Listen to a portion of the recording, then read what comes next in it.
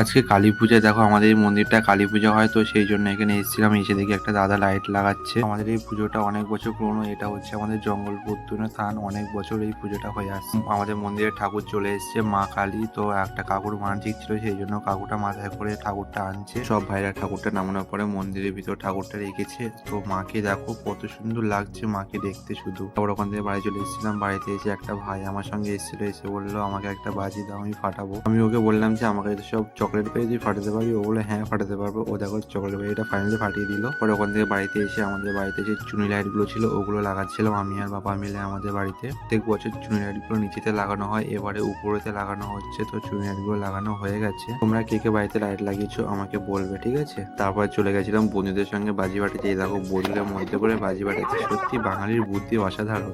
বাড়ি আসার সময় দেখো ওর গায়ের দিকে বাজি ছুটছে, সেই জন্য সব ছুটে পালাচ্ছে। কাকারা গর্তের ভিতরে বাজি ঢুকিয়ে দিয়েছে, এই দেখো অবস্থা।